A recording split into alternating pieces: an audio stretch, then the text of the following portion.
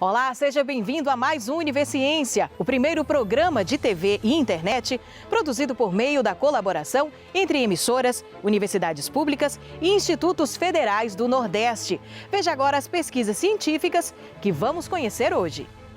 Um olhar científico sobre as criptomoedas no mundo econômico de hoje. Pesquisadores da Universidade Federal do Rio Grande do Norte buscam método para aperfeiçoar o aprendizado da matemática. Professores do Instituto Federal do Maranhão desenvolvem projeto para formar novos pesquisadores na área de cosmologia.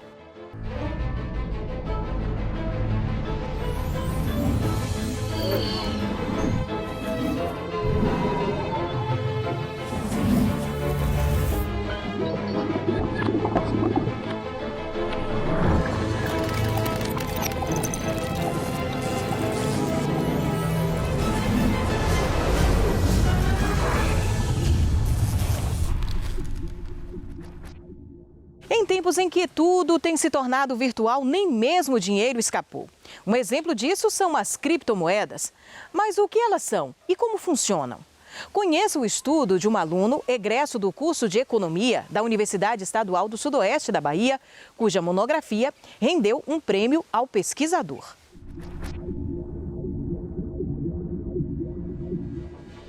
As criptomoedas, elas são uma nova categoria monetária. Ela surgiu ali por volta de 2009, logo após a crise econômica global, né? E elas surgem como um novo paradigma monetário, uma nova proposta. Elas têm esse nome, criptomoedas, porque elas são moedas totalmente digitais, né? E baseadas em criptografia. Mas sua característica mais marcante, eu diria, é serem descentralizadas, por elas serem descentralizadas. Então, elas, diferente das moedas convencionais, né, as moedas fiduciárias, que são emitidas pelo Estado, elas não possuem nenhuma instituição central que controla, né, tanto seus fluxos como sua emissão.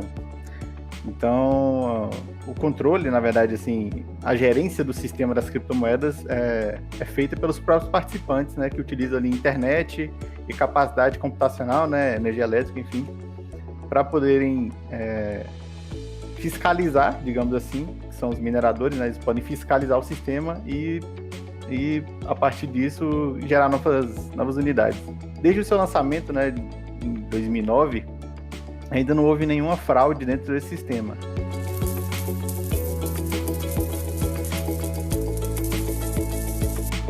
Ao longo da minha pesquisa, eu faço essa reflexão histórica, né? Eu busco lá os conceitos puramente econômicos, digamos assim, da moeda, e eu faço como se fosse um voo panorâmico, assim, dentro das correntes econômicas, que eu utilizo conceitos de Marx, conceitos de Hayek, né, que está na outra ponta ali, do liberalismo, e o conceito de Keynes sobre teoria monetária. O CORECON é o Conselho Regional de Economia. Então, todas as profissões têm os seus conselhos regionais que regulamentam o exercício da profissão. E o Conselho da Bahia, desde há muito tempo, busca ter uma inter-relação muito grande com as universidades, no sentido de estimular o bom exercício da prática econômica e também de valorizar os talentos que surgem na academia. E uma forma de fazer isso é justamente, ele criou esse prêmio, que é o Prêmio Jário Simões, foi um economista que dá o nome, o prêmio, um economista que foi o professor da UFBA, secretário de Fazenda aqui no governo do estado da Bahia, com bastante méritos, então ele foi homenageado com o nome desse prêmio, e o prêmio busca justamente, primeiro, estimular que todas as universidades do estado que tem curso de economia possa apresentar para a comunidade os seus trabalhos, e depois ele premia isso. Então, é um prêmio muito importante, primeiro porque ele explicita essa produção acadêmica que é feita em todas as universidades baianas, e segundo, permite a gente conhecer o que cada instituição está produzindo com relação a isso.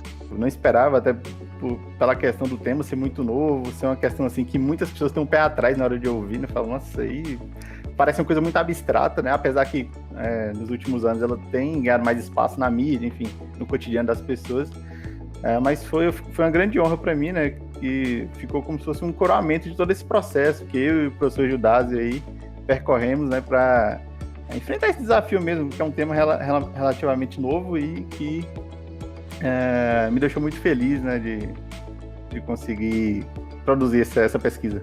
Então veja que é uma coisa muito interessante, ele conseguiu unir um fenômeno novo e ao mesmo tempo a história do pensamento econômico, né, que deu para passear por várias formas de ver. Como nós sabemos, a economia ela é uma ciência social e que tem a questão de valores, de posição, e aí além disso ele teve essa condição de dialogar essa novidade a partir de 3 vertentes da economia. Então, é uma contribuição por conta disso, de você tentar, à luz da teoria, interpretar esse fenômeno.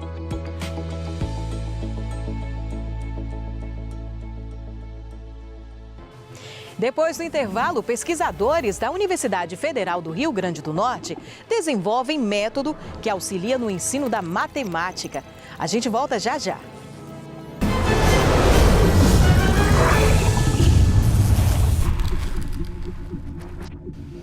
Matemática. A disciplina tem fama de atormentar boa parte dos estudantes do Brasil. Dados do Programa Internacional de Avaliação de Estudantes apontam que o Brasil tem um baixo desempenho em matemática e revelam que mais de 68% dos alunos com 15 anos de idade não possuem nível básico na disciplina. Uma pesquisa da Universidade Federal do Rio Grande do Norte e parceiros busca estimular o aprendizado da matemática nos primeiros anos escolares. Uma das técnicas utilizadas tem como base o corpo humano.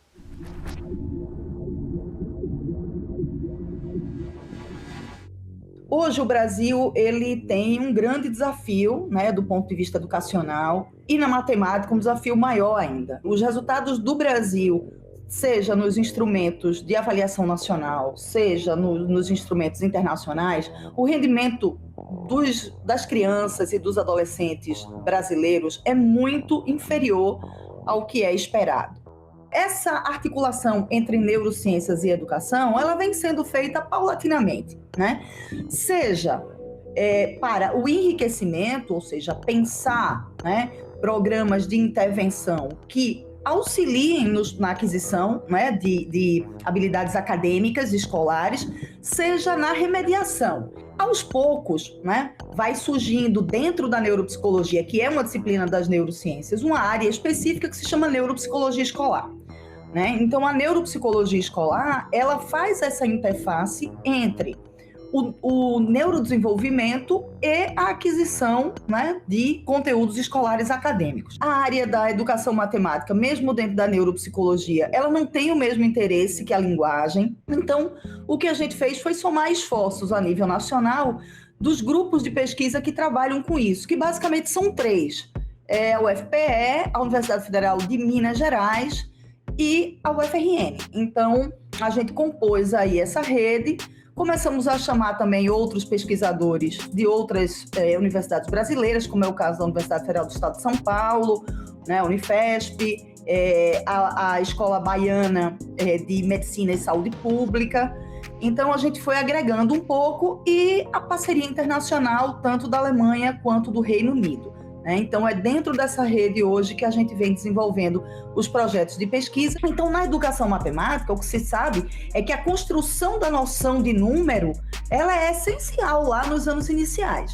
Então, todo o nosso trabalho está exatamente em desenvolver e estimular esses precursores nos anos iniciais mesmo. Anos iniciais que a gente fala é educação infantil, né? A educação infantil e os 2 primeiros anos do ensino fundamental, que é justamente para estar trabalhando essas habilidades mais básicas, que são habilidades cognitivas e que vão dar sustentação para a aquisição de conteúdos escolares. Na matemática, o que a gente tem feito é partir da articulação entre 2 áreas teóricas, né, que usam o corpo como ferramenta de mediação. Então, assim, usam o corpo como auxiliar na construção, né, dessa noção de número, que, por sua vez, a gente sabe que é um precursor importante, né, para os anos iniciais, para entender lá na frente o que é uma soma, o que é uma subtração, o que é uma multiplicação, entender fração. Então, a noção de número é a noção básica. A gente já fez pesquisas aqui com escola pública, né? Com salas usando essa metodologia, que é uma metodologia alemã, e não utilizando, né? E a comparação entre os grupos mostra uma diferença significativa muito considerável mais para frente. Então, as crianças que fazem essa atividade formativa, né, que tem toda uma série de atividades bastante lúdicas e que a gente incorpora essas atividades ao dia a dia da escola, né, são crianças que mais lá na frente vão ter um rendimento em matemática significativamente superior àquelas crianças que não passaram por essa formação, né? E uma coisa que para nós foi muito importante é que o desempenho dessas crianças da escola pública, né, que fizeram esse trabalho durante um ano, quando comparados com a da escola particular, essa diferença deixa de existir. Então, a gente tem um protocolo que foi desenvolvido em parceria Brasil e Alemanha, né? É um protocolo muito lúdico, porque é uma historinha, na verdade, é um livrinho, né? Um livrinho de um extraterrestre que vem ao planeta Terra e ele não tem as mãozinhas. Então a criança é convidada a fazer uma série de atividades de forma muito lúdica, com brinquedos, com objetos concretos, né? Então ela vai fazendo essas atividades para ir ajudando o extraterrestre, né, a resolver os problemas que ele vai enfrentando. O que a gente sempre fala é que a universidade produz muito conhecimento, né? Mas há uma transposição aí que precisa ser feita com muita eficiência, que é esse conhecimento que é produzido na universidade ser transferido para os professores e depois dos professores chegar no chão da sala de aula, ou seja, que esse conhecimento se transforme, né, em didática. Esse é um grande desafio para nós, né? Ou seja, essa capacitação docente, mas uma capacitação que o professor participe da construção do conhecimento que está sendo produzido, que aquele conhecimento faça sentido para ele e que ele fique, né, com esse conhecimento como possibilidade de mudança de sua prática.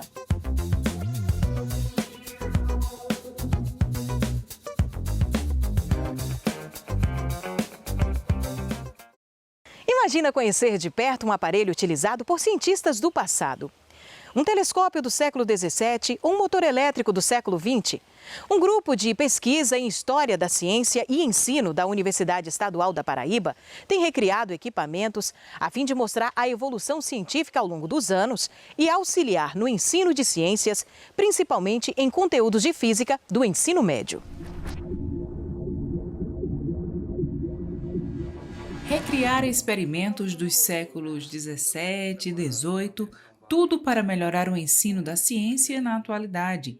Esse é um dos objetivos do Grupo de Pesquisa em História da Ciência e Ensino da Universidade Estadual da Paraíba.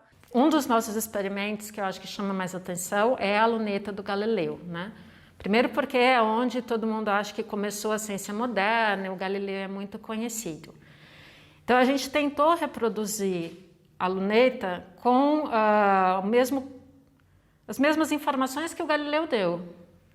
E aí, a hora que você pega essa luneta e aponta ela para o céu, você vê que o campo de visão é muito pequeno, né? Que provavelmente muitas das observações que ele diz que ele fez são muito difíceis de captar, né? Então,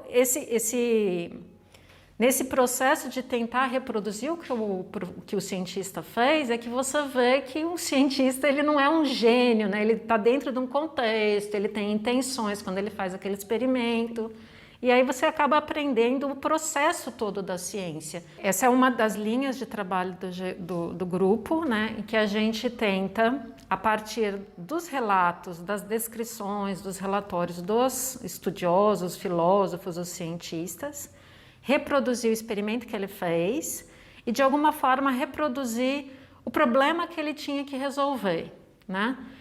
Então, o que a gente tenta é aproximar, em termos de materiais, o que a gente consegue adaptar para agora, o mais próximo do que o cientista tinha naquele momento, e entender o processo do cientista ao entender um fenômeno. Porque muitas vezes o cientista ele não relata no trabalho dele os problemas que ele teve, ele só relata o que ele conseguiu. E, de alguma forma, se aproximar mais das dúvidas que um aluno tem na hora que ele vai ter contato com esse mesmo tipo de conhecimento, né? Porque, a princípio, o cientista está no mesmo nível de dificuldade do aluno, que ele não viu aquilo ainda, ele não entende como funciona. Então, como que ele processa esse conhecimento sobre o fenômeno? Como que ele vai tentar medir coisas e adquirir conhecimento sobre aquilo? E aí o aluno faria esse mesmo processo de adquirir conhecimento sobre aquele fenômeno. Através do projeto é possível viajar no tempo e na história da ciência, conhecendo vários fenômenos na prática. Então, a gente tem muito cuidado em trazer o aspecto histórico e as dificuldades que houve na época. Ou seja, dificuldades econômicas, políticas da época, entendendo como esse experimento se deu na época, resgatando justamente as dificuldades do tempo histórico, trazendo para a realidade dos alunos atualmente, e a importância que isso foi para a sociedade e a humanidade em si, fazendo com que os alunos entendam como é o processo de construção desses experimentos. Vários experimentos eles seguem uma cronologia do desenvolvimento da ciência. A gente tem a luneta do Galileu, que seria esse começo no século XVII da ciência moderna, e também o versório do Gilbert, que são os primeiros experimentos com eletrostática e com a questão de atração e repulsão magnética e elétrica. Depois a gente tem o experimento do pêndulo, que é o experimento que vai aparecer muito no livro do Newton, ainda século XVII, e vários experimentos envolvendo eletrostática e depois eletrodinâmica, porque você vai desde as primeiras ideias da descarga elétrica, depois você consegue guardar a energia e tem a garrafa de Leyden, depois você consegue carregar essa garrafa de Leyden com um eletroforo, e aí faz a pilha de volta, que é um grande destaque na história da ciência, porque a partir da pilha de volta você consegue produzir eletricidade durante um tempo maior e aí chegar nos aparelhos eletromagnéticos, eletrodinâmicos e por aí vai. Então é o seguinte, essa bobina aqui a gente criou mais voltada para, ou seja, a apresentação no ensino médio. É uma bobina segura, ou seja, a gente tem uma tensão aqui que parece ser alta, né, 17.000 volts, mas na verdade a corrente dela é quase nada. Então é uma bobina para que os alunos interajam com ela e possam ver o efeito, ou seja, pegar em 17.000 volts sem sofrer nenhum dano. Um dos pressupostos nossos é de que você levar só o texto da história não resolve, levar só o experimento também não resolve, né? E aí esses equipamentos, eles às vezes são utilizados como cenário em vídeos que a gente faz para contar a parte histórica. Também usa em peças teatrais, que aí é outro professor, o professor Alessandro.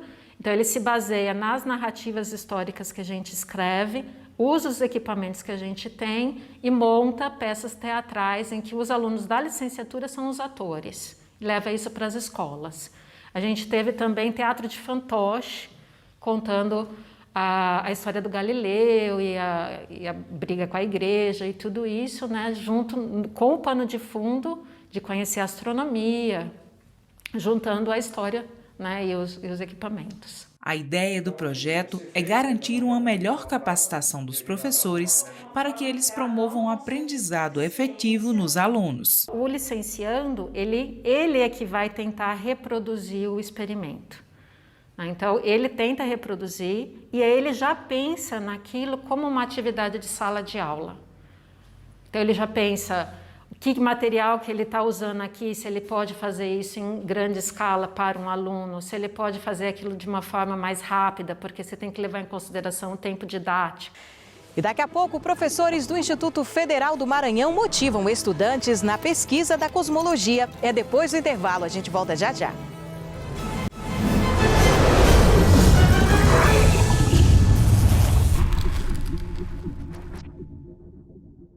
A exploração do universo sempre foi uma das jornadas mais fascinantes desenvolvidas pelo ser humano e que nas últimas décadas tem alcançado patamares inéditos devido à quantidade enorme de dados oriundos de telescópios e sondas espaciais hoje aplicados na astronomia. E aproveitando esse momento, professores do Instituto Federal do Maranhão iniciaram uma série de projetos com o objetivo de motivar o interesse nos estudantes e formar novos pesquisadores nessa linha de pesquisa. Uma delas, a cosmologia.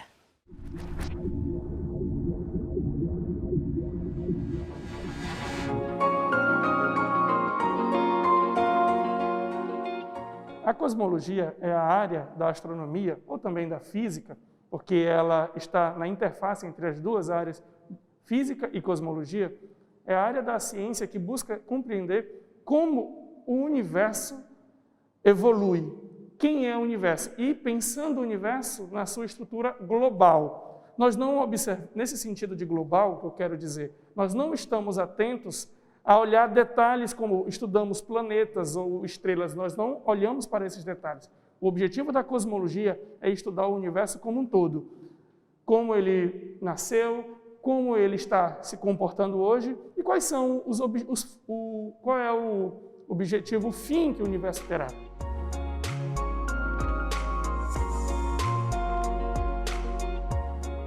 Com o intuito de formar novos pesquisadores, nós desenvolvemos aqui no IFMA diversos projetos que visam formar novos estudantes, novos alunos, trazê-los para a área da astronomia. Por quê? Muitos se interessam pela astronomia e geralmente a visão que se tem da astronomia é aquela do telescópio, aquela de olhar para o céu. Na minha área, na área da cosmologia, nós olhamos para o computador, nós olhamos para os dados.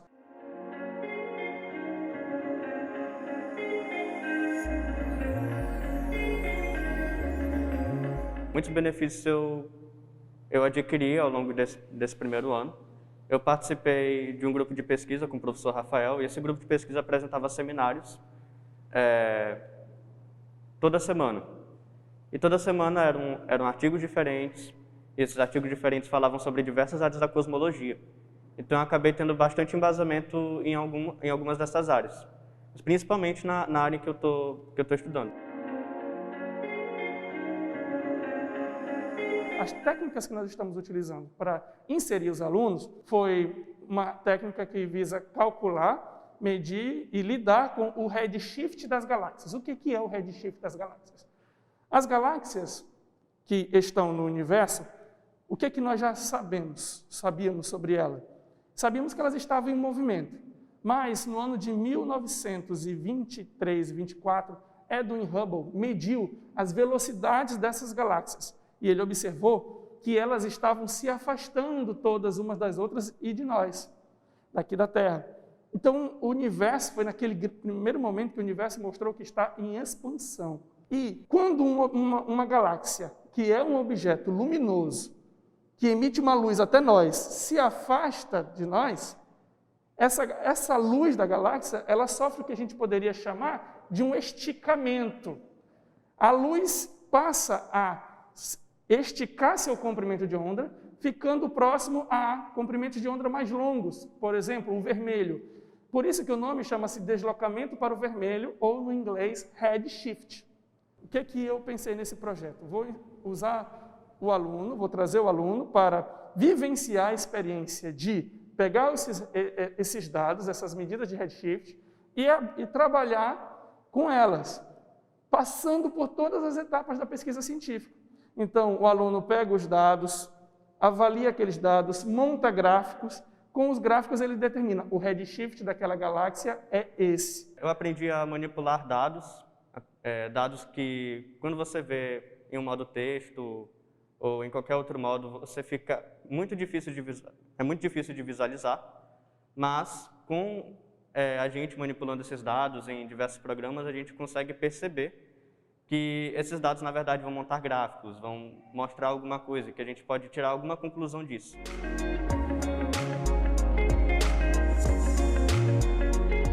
Há, no momento, o nascimento e o crescimento de um novo grupo de alunos, de estudantes interessados nessa área, que é uma área que gera muito interesse naturalmente, mas que agora eles estão descobrindo como é pôr a mão na massa, como é compreender o assunto. A partir desse projeto de iniciação científica, eu pude perceber quais são as minhas afinidades, para onde eu devo ir e qual curso fazer, qual curso superior.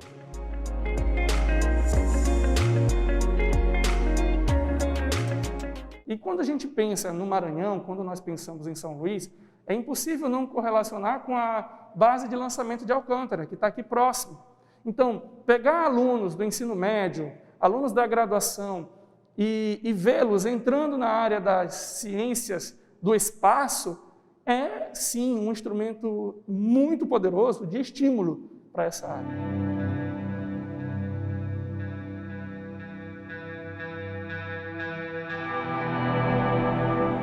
E com esta pesquisa, nós encerramos o Universiciência de hoje. Na próxima edição, voltamos com mais pesquisa científica do Nordeste para você. Tchau, tchau e até lá!